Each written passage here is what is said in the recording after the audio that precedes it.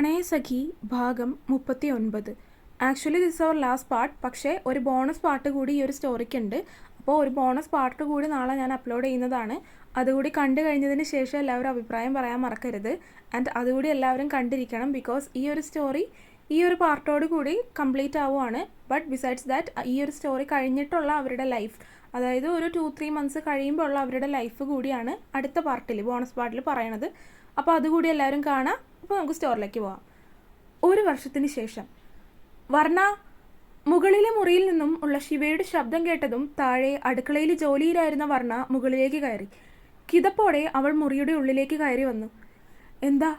അവൾ കിതപ്പോടെ ചോദിച്ചതും ശിവ അവളെ സംശയത്തോടെ ഒന്ന് നോക്കി. നീ എന്തിനാ ഇങ്ങനെ ഓടിക്കിതച്ചു വരുന്നത്? ഞാൻ ഓടിയതല്ല, നടന്നാ വന്നത്. പക്ഷേ എന്തോ വല്ലാത്ത ക്ഷീണം പോലെ തോന്നുന്നു. ശരീരമൊക്കെ ആകെ തളർന്നു പോകുന്നത് പോലെ. അത് പറഞ്ഞ് അവൾ കിതപ്പോടെ മുറിക്കകത്തേക്ക് കയറി. വൈകുന്നേരം വരുമ്പോൾ പോകാനുള്ള ഡ്രസ്സെല്ലാം പാക്ക് ചെയ്ത് വെച്ചേക്കണം. 3 ദിവസത്തേക്കുള്ളത് എടുത്തോ. പിന്നെ വേണ്ട അത്യാവശ്യ സാധനങ്ങളൊക്കെ എടുത്തു വെക്കണം. വൈകുന്നേരം വന്നിട്ട് അപ്പം തന്നെ നമുക്ക് പോകാനുള്ളതാണ്. അല്ലെങ്കിൽ അവിടെ എത്തുമ്പോഴേക്കും രാത്രി ഒരുപാട് വൈകിപ്പോകും. അവൻ പറയുന്നതെല്ലാം തലയാട്ടി കേൾക്കുന്നുണ്ട്. ഇവിടെ വന്നേ. വർണ്ണയെ അവൻ തനിക്കരികിലേക്ക് വിളിച്ചു. ശേഷം അവളുടെ കണ്ണുകൾ ഒന്ന് വിടർത്തി നോക്കി. അതിനുശേഷം അവൻ അവളോട് പൊയ്ക്കോളാൻ പറഞ്ഞു. എന്താ ദേവേട്ടാ? ഒന്നുമില്ല, വെറുതെ നോക്കിയതാണ്. അവൻ വെറുതെ നോക്കിയതല്ല എന്നറിയാമെങ്കിലും ചോദിച്ചാൽ ചിലപ്പോൾ പറഞ്ഞെന്ന് വരില്ല. അതുകൊണ്ട് അവൾ പിന്നെ അതിനെക്കുറിച്ചൊന്നും അവനോട് ചോദിക്കാൻ നിൽക്കാതെ താഴേക്ക് നടന്നു. ഇന്ന് വൈകുന്നേരം യാത്ര പോകുന്നത് കൊണ്ട് വർണ്ണ ലീവ് എടുത്തിരിക്കുകയാണ്. പക്ഷേ ശിവയ്ക്ക് ലീവ് എടുക്കാൻ പറ്റാത്ത അവസ്ഥയായതുകൊണ്ട് തന്നെ അവൻ ഇന്ന് കൂടി ഹോസ്പിറ്റലിലേക്ക് പോയി. വൈകുന്നേരം ആയപ്പോഴേക്കും ഇരുവരും ചേർന്ന് യാത്ര തിരിച്ചു. ഈയൊരു വർഷക്കാലം കൊണ്ട് വലിയ മാറ്റങ്ങളൊന്നും ഉണ്ടായിട്ടില്ല. എങ്കിലും ചെറിയ ചെറിയ മാറ്റങ്ങളൊക്കെ ഇരുവരിലും ഉണ്ടായിട്ടുണ്ട്. അന്നത്തെ ആ സംഭവത്തിന് ശേഷം മാധവനും സതീശനും അവിടെ തന്നെ കഴിയുകയാണ്. അവർ മരിച്ചോ ജീവിച്ചിരിപ്പുണ്ടോ എന്ന് പോലും കളപ്പുരയ്ക്കിൽ നിന്ന് ആരും പോയി അന്വേഷിക്കാറില്ല. പിന്നെ ഇഷ, അവളുടെ മാനസിക നില പൂർണ്ണമായും താളം തെറ്റി. ഇപ്പോൾ മുഴുവൻ സമയവും ജയിലിൽ തന്നെയാണ്. ഷോക്ക് ട്രീറ്റ്മെൻറ്റും തുടങ്ങിയിട്ടുണ്ട്. ഇന്നിവരെങ്ങോട്ടാണ് പോകുന്നതെന്ന് ചോദിച്ചാൽ മറ്റെങ്ങോട്ടേക്കോ അല്ല, വയനാട്ടിലേക്കാണ്. കാരണം നാളെ ശരണിൻ്റെ കല്യാണമാണ്, അതായത് ഉണ്ണിയുടെ വിവാഹം. അവൻ്റെ നാട്ടിൽ തന്നെയുള്ള ഒരു പെൺകുട്ടിയാണ്. പ്രണയവിവാഹമൊന്നുമല്ല, പക്ക അറേഞ്ച്ഡ് മാരേജ് ആണ്. പിന്നെ ഇതിൻ്റെ ഇടയിൽ മിഥുനും വിവാഹം കഴിച്ചു. അതൊരു തരത്തിൽ പറഞ്ഞാൽ ഒരു ലവ് ആൻഡ് അറേഞ്ച്ഡ് മാരേജ് ആണെന്ന് പറയാം. അവൻ വർക്ക് ചെയ്യുന്ന ഓഫീസിൽ തന്നെ ഒരു പെൺകുട്ടിയാണ്. മിഥുൻ അങ്ങോട്ട് പോയി ഇഷ്ടമാണെന്ന് പറഞ്ഞതൊന്നുമല്ല, ആ കുട്ടി തന്നെ ഇവനോട് വന്ന് ഇഷ്ടമാണെന്ന് പറഞ്ഞു. പിന്നെ മറ്റ് പ്രശ്നങ്ങളൊന്നും ഇല്ലാതെ തന്നെ മിഥുൻ സമ്മതം മൂളി. അധികം വൈകാതെ തന്നെ അവരുടെ വിവാഹം നടന്നു. പിന്നെ ഇന്നിപ്പോൾ വയനാട്ടിലേക്ക് പോകാൻ നിൽക്കുന്നതിൽ വർണ്ണയുടെയും ശിവയുടെയും കൂടെ മിഥുനും ഉണ്ട്. പിന്നെ മിഥുൻ്റെ ഭാര്യ സ്നേഹ ഇപ്പോൾ 2 മാസം പ്രഗ്നൻറ്റുമാണ്. അതുകൊണ്ട് യാത്ര ചെയ്യാൻ പറ്റാത്ത അവസ്ഥയിലാണ്. മിഥുൻ ഒറ്റയ്ക്ക് പോകണ്ടെന്ന് കരുതി ശിവയുടെ കൂടെയാണ് പോകുന്നത്. വയനാട്ടിലെത്തിയപ്പോഴേക്കും അത്യാവശ്യം രാത്രിയായിരുന്നു. നേരത്തെ തന്നെ ഹോട്ടലിൽ വിളിച്ച് 2 റൂമുകൾ ബുക്ക് ചെയ്തിരുന്നു. നാളെയാണ് വിവാഹം. ഇവിടുന്ന് ഒരുങ്ങി വിവാഹത്തിൽ പങ്കെടുത്ത് മറ്റന്നാൾ രാവിലെയേ തിരിച്ചു പോവുള്ളൂ. വയനാട്ടിലെത്തി. അവിടെ അത്യാവശ്യം നല്ല രീതിയിൽ തന്നെ തണുപ്പുണ്ട്. മുറിയിലേക്ക് കയറിയതും വർണ്ണയൊന്ന് ഫ്രഷ് ആവുക പോലും ചെയ്യാതെ കട്ടിലിലേക്ക് കിടന്നു. ശിവ പോയി ഫ്രഷായി വന്ന് അവളെയും പറഞ്ഞുവിട്ട് ഫ്രഷ് ആക്കിച്ചു. ശേഷം ഫുഡൊക്കെ കഴിച്ചു കഴിഞ്ഞ് റെസ്റ്റ് എടുത്തു. രാവിലെ തന്നെ ഉണ്ണിയുടെ വീട്ടിൽ പോയി. അന്ന് അങ്ങനെ പ്രശ്നങ്ങളൊക്കെ ഉണ്ടായി എല്ലാം കലങ്ങി തെളിഞ്ഞു കഴിഞ്ഞപ്പോൾ ശിവയും വർണ്ണയും ചേർന്ന് പൊന്നുവിൻ്റെ അച്ഛനെയും അമ്മയെയും കാണാൻ വന്നിരുന്നു. അവരെയും എല്ലാ കാര്യങ്ങളും പറഞ്ഞ് മനസ്സിലാക്കുകയും ചെയ്തിരുന്നു. അത് കഴിഞ്ഞതിൽ പിന്നെ ഇടയ്ക്കിടയ്ക്ക് പൊന്നുവിൻ്റെ അച്ഛനെയും അമ്മയെയും കാണാൻ ശിവയും വർണ്ണയും വയനാടേക്ക് വരാറുണ്ട്. അവർക്കിപ്പോൾ ദേഷ്യമൊന്നുമില്ല. മാത്രമല്ല വർണ്ണയെ വലിയ കാര്യവുമാണ്. കല്യാണമൊക്കെ കൂടി എല്ലാവരോടും യാത്ര പറഞ്ഞ് ഇരുവരും തിരികെ റൂമിലേക്ക് വന്നു. റൂമിലേക്ക് വന്നപ്പോഴും അതിനു മുൻപുമൊക്കെ വർണ്ണയ്ക്ക് ആകെ വല്ലാത്ത ക്ഷീണം തോന്നി. ഒന്നിനും ഒരു താല്പര്യമില്ലാത്തതുപോലെ. ഫുഡ് കഴിക്കാൻ പോലും തോന്നുന്നില്ല. രാവിലെ തന്നെ അവർ തിരികെ വീട്ടിലേക്ക് യാത്ര തിരിച്ചു. വീട്ടിൽ വന്നപ്പോൾ മുതൽ വർണ്ണ കിടപ്പാണ്. ശരീരമാകെ കുഴഞ്ഞു പോകുന്നത് പോലെ. വയനാട്ടിലെ മഞ്ഞുകൊണ്ട് പനി വരാനുള്ള ലക്ഷണമാണ് എന്നാണ് കരുതിയത്. വർണ്ണയുടെ അനക്കമില്ലാത്തത് കൊണ്ട് വീടാകെ ഉറങ്ങിയതുപോലെയായി. ഭക്ഷണമായിട്ട് ആ ദിവസം അവൾ ആകെ കുടിച്ചത് കഞ്ഞി മാത്രമാണ്. അതും ശിവ അത്രയും നിർബന്ധിച്ചിട്ട്. വേദന എടുക്കുന്നു എന്ന് പറയുന്ന ഇടത്തെല്ലാം അവൾക്ക് ശിവ തിരുമ്മി കൊടുത്തിരുന്നു. പിറ്റേ ദിവസം രാവിലെ തന്നെ ശിവ വിളിക്കുന്നത് കേട്ടാണ് വർണ്ണ ഉറക്കമുണർന്നത്. സമയം ഏകദേശം രാവിലെ 6 മണി ആയിട്ടേ ഉള്ളൂ. എന്താ ദേവേട്ടാ, കുറച്ചു നേരം കൂടി ഉറങ്ങിക്കോട്ടെ ഞാൻ. എഴുന്നേക്ക്, ഒരു കാര്യം പറയാനുണ്ട്. അവൻ വീണ്ടും പറഞ്ഞതും അവൾ ആയാസപ്പെട്ടെന്നോണം കണ്ണുകളും ഒന്ന് വലിച്ചു തുറന്നു. അവളുടെ കണ്ണുകളിൽ പോലും ക്ഷീണം നിറഞ്ഞു നിന്നു. കണ്ണുകൾ തുറന്ന് അവൾ കട്ടിലിലേക്ക് എഴുന്നേറ്റിരുന്നു. അവളുടെ അടുത്തേക്ക് ചേർന്ന് കിടക്കുകയായിരുന്ന അവൻ അവളിൽ നിന്ന് എഴുന്നേറ്റ് മാറി ഡ്രോയറിൽ നിന്ന് ഒരു പാക്കറ്റ് എടുത്ത് അത് അവളുടെ കയ്യിലേക്ക് കൊടുത്തു. അത് കണ്ടതും അവളുടെ കണ്ണുകൾ ഒന്ന് മിഴിഞ്ഞു പോയിരുന്നു. ദേവേട്ട, ഡോണ്ട് ഹോപ്പ്, പോയി ചെക്ക് ചെയ്തിട്ട് വാ. അവളുടെ കവിളിലൊന്ന് തട്ടിക്കൊണ്ട് അവൻ പറഞ്ഞു. എവിടുന്നോ കിട്ടിയ ഉന്മേഷം പോലെ അവൾ വേഗം കട്ടിലിൽ നിന്ന് എഴുന്നേറ്റ് ബാത്റൂമിലേക്ക് നടന്നു. ബാത്റൂമിൽ നിന്ന് ഇറങ്ങുമ്പോൾ അവളുടെ കണ്ണുകൾ കലങ്ങി ചുവന്നിരുന്നു. പ്രഗ്നൻസി കാർഡ് കയ്യിലിരുന്ന് വിറച്ചു. അവൾ അവനെ നോക്കി.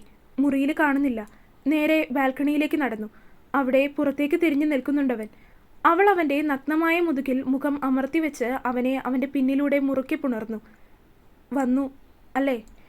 അവൻ്റെ ചോദ്യത്തിന് ഉത്തരം പറഞ്ഞില്ലെങ്കിലും അവളുടെ കണ്ണുനീർ അവൻ്റെ പുറത്തിട്ട് വീണു. ഞെട്ടലോടെ അവൻ തിരിഞ്ഞു നോക്കി. കലങ്ങിയ കണ്ണുകളോടെ നിൽക്കുന്നവൾ. അവളുടെ കയ്യിലിരുന്ന പ്രഗ്നൻസി കാർഡ് അവൾ അവന് നേരെ നീട്ടി. അതിൽ തെളിഞ്ഞു കാണുന്ന 2 വരകൾ. അവൻ്റെ മനസ്സിൽ ആകെ ഒരു തണുപ്പ് പടർന്നു. അത് കയ്യിൽ വാങ്ങി അവൻ അവളുടെ നെറ്റിയിൽ അമർത്തി ഒന്ന് ചുംബിച്ചു. അവൻ്റെ കണ്ണുകളും ആ നിമിഷം നിറഞ്ഞു വന്നു. വിവാഹം കഴിഞ്ഞ് 2 വർഷമായിട്ടും കുട്ടികളില്ലെന്ന പേരിൽ എന്തെങ്കിലും ഫാമിലി ഫംഗ്ഷനിലൊക്കെ പോകുമ്പോൾ ആളുകൾ ചോദിക്കാറുണ്ട്. മാത്രമല്ല, മറഞ്ഞിരുന്ന് പരിഹസിക്കുന്നവർ വേറെ. ആഗ്രഹമില്ലാതിരുന്നിട്ടല്ല, ദൈവം ആ ഭാഗ്യം ഇപ്പോഴാണ് നൽകിയത്. എല്ലാ മാസവും കാർഡ് വാങ്ങി ടെസ്റ്റ് ചെയ്യുമ്പോൾ അതിൽ തെളിഞ്ഞു കാണുന്ന ഒറ്റ വര വരുന്നത്ര വിഷമം മറ്റൊന്നുമില്ല. പരസ്പരം ഒന്നായി കഴിഞ്ഞതിന് ശേഷം 2 മാസം കഴിഞ്ഞപ്പോൾ മുതൽ എല്ലായ്പ്പോഴും ടെസ്റ്റ് ചെയ്യുന്നുണ്ട്. കാരണം ഒരു കുഞ്ഞെന്നുള്ളത് തൻ്റെ മാത്രം ആഗ്രഹമല്ല, ദേവേട്ടൻ്റെയും കൂടെ ആഗ്രഹമാണ്. അതുകൊണ്ട് അന്നു മുതൽ ഇന്നോളം പ്രൊട്ടക്ഷനൊന്നും ഉപയോഗിച്ചിട്ടില്ല. പക്ഷേ ഒരു കുഞ്ഞിനെ തരാതെ ദൈവം തങ്ങളെ 2 പേരെയും ഒരുപോലെ പരീക്ഷിക്കുകയായിരുന്നു. പക്ഷേ ഇന്നിപ്പോൾ നേരിയ പ്രതീക്ഷ പോലും ഇല്ലാതിരുന്ന സമയത്ത് ആ ഓർമ്മയിൽ അവളുടെ കൈകൾ സ്വയം ഒന്ന് വയറിൽ തഴുകി. അത്രമേൽ സന്തോഷം അവളിൽ വന്ന് നിറഞ്ഞ സമയം. എനിക്കറിയായിരുന്നു, ശിവ അവളെ ഒന്ന് പുണർന്നു നിന്നുകൊണ്ട് പറഞ്ഞു. അവൻ പറഞ്ഞതും അവൾ സംശയത്തോടെ മുഖമുയർത്തി അവനെ ഒന്ന് നോക്കി. എന്തറിയാം? 2 ആഴ്ച മുന്നേ തന്നെ എനിക്കറിയായിരുന്നു നീ പ്രഗ്നൻ്റ് ആണെന്ന്. നീയായിട്ട് പറയട്ടെ എന്ന് കരുതി കാത്തിരുന്നതാണ്. പക്ഷേ അതുണ്ടായില്ല. അവൾ അതിലവനെ ഒന്ന് കൂർപ്പിച്ചു നോക്കി. എല്ലാം അറിയാം, എന്നിട്ടാണ് ഡോൺ ഹോപ്പ് എന്ന് പറഞ്ഞത്. അവൾ പറഞ്ഞതും അവൻ ചിരിച്ചു. പറയെന്നോട്. എന്തു പറയാൻ? ഈ സിനിമയിലും സീരിയലിലും ഒക്കെ പറയുന്ന ഡയലോഗില്ലേ, അത് തന്നെ. അവൻ പറഞ്ഞതും കാര്യം മനസ്സിലായതുപോലെ അവളുടെ മുഖമൊന്ന് ചുവന്നു വന്നു. ഇത്ര നേരവും ഇല്ലാതിരുന്ന തരം നാണം അവളെ പൊതിഞ്ഞു. പറയൂ ഞാൻ. അവൻ്റെ ശബ്ദം അത്രമേൽ ആർദ്രമായി. ദേവേട്ടാ, നമ്മൾ അച്ഛനും അമ്മയും ആകാൻ പോവാ. അവൻ്റെ മുഖത്തേക്ക് നോക്കി പറഞ്ഞ് അവൾ അവൻ്റെ കൈയെടുത്ത് അവളുടെ വയറിലേക്ക് ചേർത്ത് വെച്ചു. അത് പറഞ്ഞു കഴിഞ്ഞതും അവൻ അവളെ ഇറുകെ കെട്ടിപ്പിടിച്ചു. മുഖമാകെ ചുംബനങ്ങൾ കൊണ്ട് മൂടി. അവളുടെ ചുണ്ടിലേക്ക് അവൻ അവൻ്റെ ചുണ്ടുകൾ ചേർത്ത് വെച്ച് ഒന്ന് നുണഞ്ഞെടുത്തു. I love you. അവളുടെ നെറ്റിമേൽ നെറ്റി മുട്ടിച്ചു വെച്ച് അവൻ പറഞ്ഞതും അവളുടെ കണ്ണുകളിൽ നിന്ന് മിഴിനീർ നിറഞ്ഞൊഴുകി. സന്തോഷവും സങ്കടവും ഒരുമിച്ച് വരുന്ന അവസ്ഥ. അവന് അവളെ എത്ര പുണർന്നിട്ടും മതി വരാത്തതുപോലെ തോന്നി. താങ്ക് യു, എൻ്റെ ജീവിതത്തിലേക്ക് വന്നതിന്, എല്ലാത്തിനും എൻ്റെ കൂടെ നിന്നതിന്, എനിക്കൊരു വാവയെ തരുന്നതിന്, എല്ലാത്തിനും. പോടാ, അങ്ങനെയാണെങ്കിൽ ആരുമില്ലാത്ത എനിക്കൊരു കുഞ്ഞിനെ തന്നതിന് ഞാനല്ലേ നിന്നോട് നന്ദി പറയേണ്ടത്? അവൾ അങ്ങനെ പറഞ്ഞതും അവൻ അവളെ ഒന്ന് കൂർപ്പിച്ചു നോക്കി. കാരണം അവൾ ഇടയ്ക്ക് ഇങ്ങനെ എനിക്ക് ആരുമില്ലല്ലോ എന്നവനോട് പറയും. അത് കേൾക്കുന്നത് ശിവയ്ക്ക് ഇഷ്ടമല്ല. അതാണ് കാരണം. അവൾ അവനെ നോക്കി കരഞ്ഞുകൊണ്ട് പുഞ്ചിരിച്ചു. അവൻ വീണ്ടും അവളുടെ മുഖം ആകെ ചുംബിച്ചു. ഹോസ്പിറ്റലിൽ പോയി ചെക്ക് ചെയ്തതിന് ശേഷമാണ് വീട്ടിലെല്ലാവരോടും പറഞ്ഞത്. ശിവ തന്നെയാണ് അവളെ നോക്കിയത്. എല്ലാവർക്കും സന്തോഷമായിരുന്നു. കാരണം അവരൊരു കുഞ്ഞിനെ അത്രമേൽ ആഗ്രഹിച്ചിരുന്നു.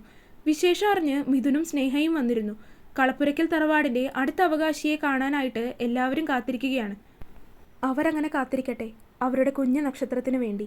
Actually this our last part of the story, but already I have said that ഈ സ്റ്റോറിക്ക് ഒരു ബോണസ് പാർട്ട് കൂടി ഉണ്ട്. അപ്പോൾ നിങ്ങൾ എല്ലാവരും ആ ബോണസ് പാർട്ട് കൂടി നാളെ കേൾക്കണം.